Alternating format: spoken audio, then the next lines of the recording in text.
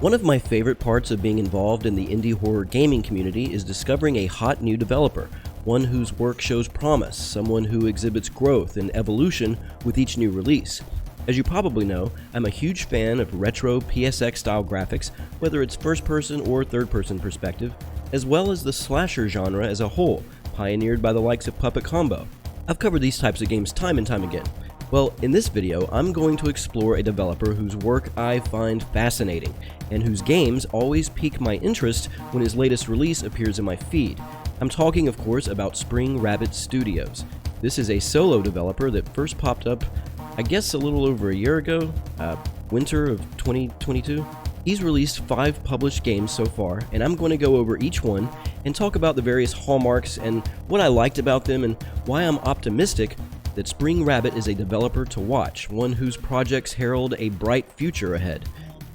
My hope is that this will encourage you to seek them out and play them for yourself. I think it'll be worth your while. So get yourself some soda, some popcorn, sit back and relax, and now that the intro is over with, let's get started. First up, we have Jimmy's Halloween, released in January of 2022. This game has since been delisted because Spring Rabbit says it no longer represents the quality that he likes to put out, and I see where he's coming from. This is definitely rough around the edges. It does contain a few more grammatical mistakes than we're used to seeing in his more recent games. The developer himself admits it has spelling errors, bad lighting, and a few bugs, but honestly, I don't think it's that bad. Sure, the story is exceedingly simple.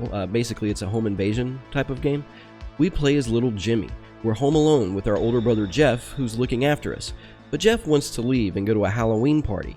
He can't until he finishes his chores, so he enlists us to basically do the work for him while he watches TV. Yada yada yada. Later on, things get scary. But there are a few interesting game mechanics. We have to complete the list of tasks, like cleaning the toilet and picking up around the place.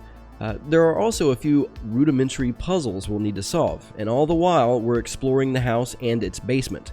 Kind of a short game. It took me about 15 minutes or so to complete.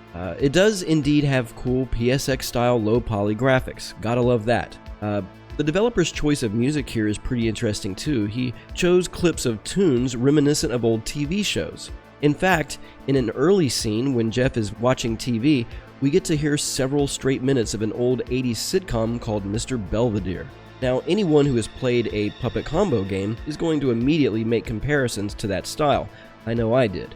It's pretty obvious that Spring Rabbit draws from the same well creatively that Puppet Combo gets his ideas from, and that's okay. It's perfectly acceptable to be inspired by and even imitate our heroes, right? As long as eventually one is able to add their own flair, their own spin to something, and therefore create their own interpretation of an existing approach. That said, Jimmy's Halloween is a fine start to Spring Rabbit's catalog with lots of promise and plenty of hints as to what's to come. I enjoyed it, but I definitely prefer the later games. Okay, the later games. Well, that brings us to Westgrove. This was the second published game by Spring Rabbit. It was released in October of 2022, and it's quite a step up from Jimmy's Halloween. In this game, a photographer uncovers the shocking cause behind a quaint town's dwindling population. I found the story here to be much more sophisticated than the last. Already, we're seeing some maturity. So the story begins, we're in our bedroom, we've just opened a box containing our new video camera, the phone rings, and it's our editor. We play as a photojournalist, and he wants us to visit the town of Westgrove and get some footage for a story. In the next scene, we arrive on the outskirts of town, and we see the skybox for the first time. I was really impressed with how the sky looked, as well as the trees. So much PSX goodness here. It's obviously autumn. There's lots of red, yellow, and brown in the leaves. We come across a scarecrow. The ambient sounds are great too. We can hear the rustling of the wind, birds chirping, and eventually when we light a campfire, we can hear the crackling of the burning wood. This is actually something I wanted to point out that a lot of new developers seem to forget, and that's the importance of ambience in games. I think sound plays a vital role in establishing atmosphere, like the crunch of grass as we step, or the hum of vehicles in the distance. All of these are parts of a whole and are required for true immersion. Spring Rabbit must understand this because it's all present here. I think the atmosphere in this game is top-notch because of that. I don't want to get too deep into the story because it's better for you to discover it for yourself, but yeah, the gist is the town is plagued by mysterious disappearances. The story is told through newspaper clippings that we find throughout the game, and eventually we stumble across some scary evidence that reveals the truth of the matter. But are we able to escape with that knowledge? You'll have to play it to find out. It took me about 25 minutes or so to complete this one. The developer has said his original idea was for this to be a backrooms game, and he was going to call it Alone in the Backrooms. Maybe that's why there's this pervasive sense of loneliness here. It certainly feels empty at times, but of course that was the intent. But it looks like he decided his original idea was a little generic, so I'm glad he changed it up. All in all, West Grove is a big leap forward for Spring Rabbit, and it shows vast improvement in storytelling and atmosphere. Definitely check it out.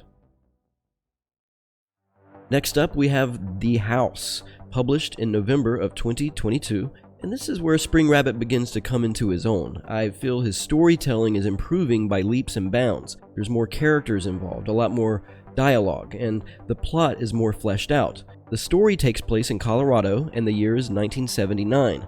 4 friends, Amanda, Scott, Ashley, and Brian, have driven out to the country to spend the weekend at an isolated farmhouse owned by Scott's family. This is Spring Rabbit's first third-person perspective game, with a floating camera that follows behind the player. And the first thing I noticed was the character models. Typical low-poly construction, but the faces chosen are superb. And they play into that old stereotypical 80s slasher cinema standards as well. The girls are attractive, and the guys look like goofballs. We play as Amanda, and most of the game involves us exploring the house as well as its surroundings. We're in a wooded area, and we'll need to find items like keys and whatnot to unlock new sections and advance the story. And what a story it is. There are cryptic newspaper clippings and various notes that, upon reading, give Amanda the heebie-jeebies. It soon becomes obvious that something is off. The house has a sinister air about it. And eventually, the strange yet seemingly benign occurrences escalate into dire warnings that our protagonist's idyllic getaway will soon come to a terrifying conclusion. The game takes about 35 minutes to complete, something like that. The plot plays out like an old slasher movie, and I'd say it does so in expert fashion. The pacing is perfectly set, we have plenty of time to explore before things get hairy. It's fair to say the developer is quickly learning how to build suspense in his games.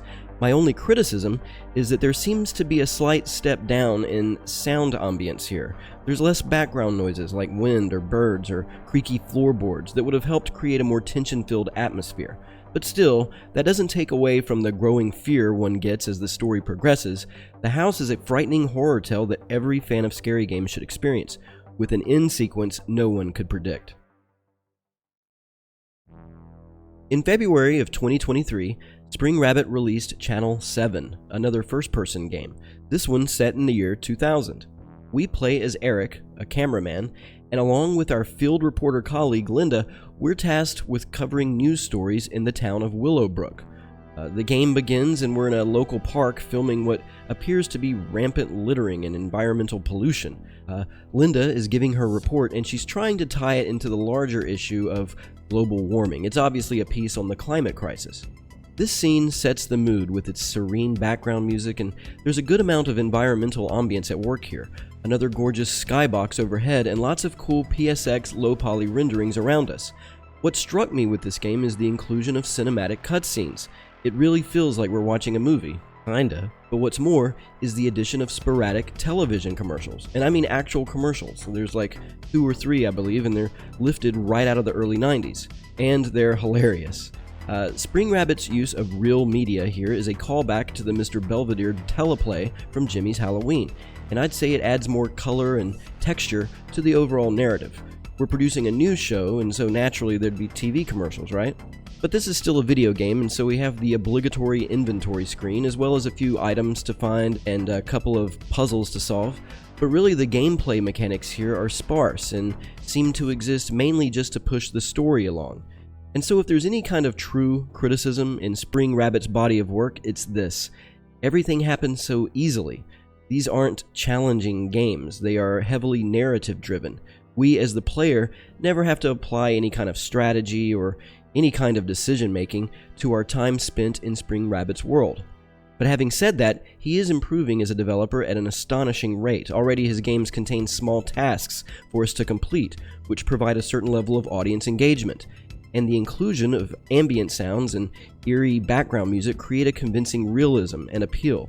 The cutscenes introduced here serve to enhance the cinematic properties of the narrative. I just think the next mile marker he'll need to pass as a horror game developer will be creating a situation that will pressure the player, that will cause us distress and require a certain amount of thought and a tactful approach in order to overcome an obstacle. We do see a hint of this once Channel 7 enters its final act.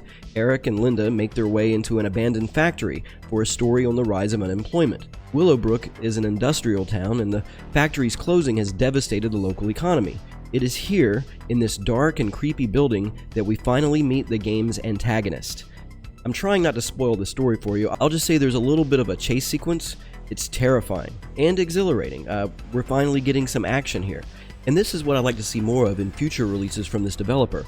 Not necessarily a chase scene, although that certainly works, but I'd say any kind of time-sensitive sequence, something that involves quick thinking in order to escape a desperate situation.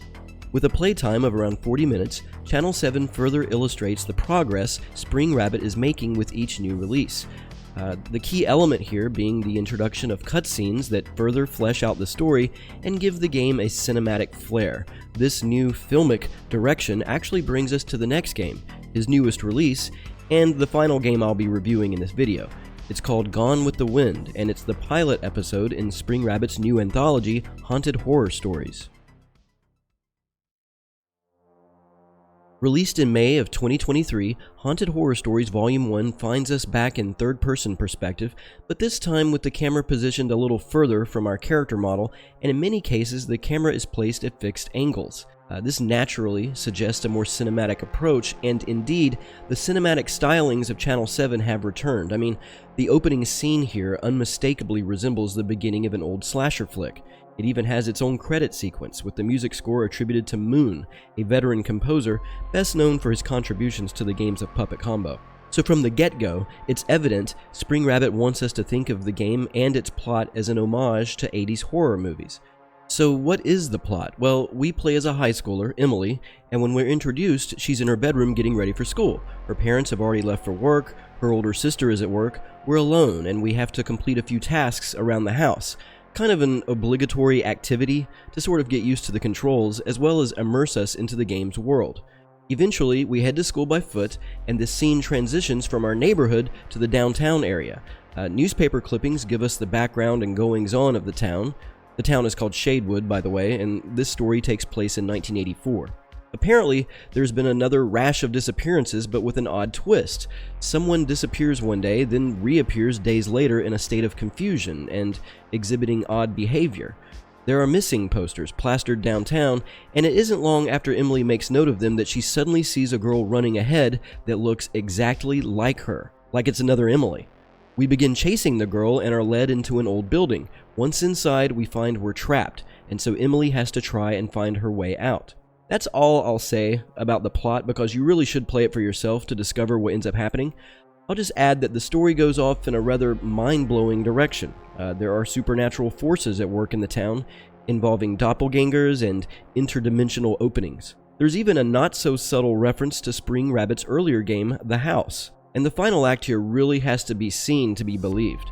Trust me, there's no shortage of imagination and creativity in regards to the writing.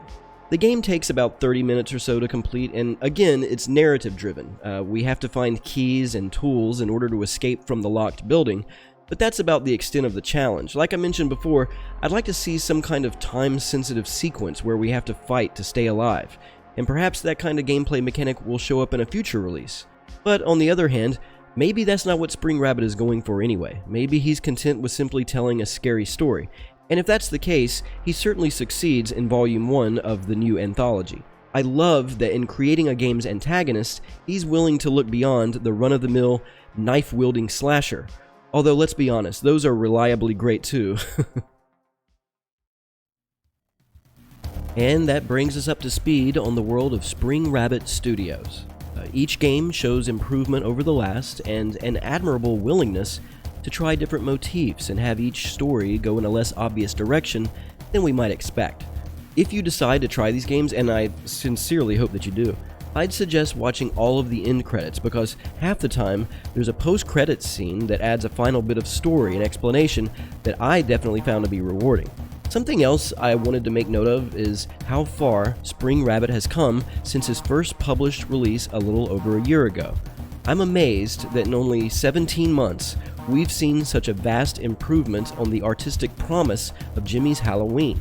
It's remarkable and commendable and thrilling, quite frankly, and that's why Spring Rabbit so quickly became one of my top favorite indie horror developers. I'm looking forward to more from this studio. I think newer releases will get bigger and better and even more imaginative.